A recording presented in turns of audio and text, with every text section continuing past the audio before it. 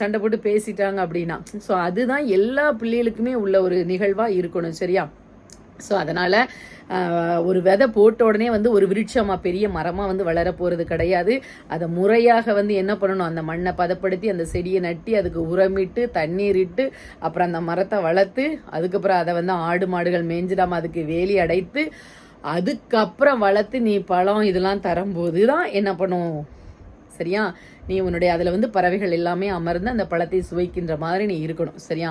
அந்த டைமில் எதுவுமே பண்ண விடாமல் நான் வெட்டி உங்களுக்கு பலன் இல்லாமல் போவேன் அப்படின்னா அடுத்த தலைமுறையை நீ உருவாக்க தவறி விட்டாய் அப்படின்னு உனக்கு அர்த்தம், சரியா?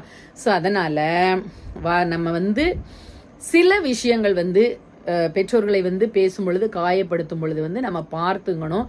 அதே மாதிரி மற்றவர்களை ஒரு தாய் ஸ்தானத்தில் ஒரு இவ்வளோ ஏஜில் தாய், சில பேருக்கு ஒரு அத்தையாக இருக்கலாம். நான் இந்த ஏஜில் இப்போ எனக்கு 45 இயர்ஸ் அத்தையாக, சில பேருக்கு அக்காவாக, இதில் மாதிரி இந்த மாதிரி ஏஜில் நம்ம இருக்கும்போது அந்த வார்த்தைகள் சின்ன சின்ன பிள்ளைங்கள்லாம் போடுற மாதிரியும் சில இது தெரியுது. ஸோ அந்த வார்த்தைகளை கவனமாங்க. நீங்கள் அப்போ உங்கள் அம்மா அப்பாவினுடைய வளர்ப்பு நீங்கள் எப்படி இருக்கீங்க அப்படிங்கிறது அதில் நல்லா தெரியுது, சரியா?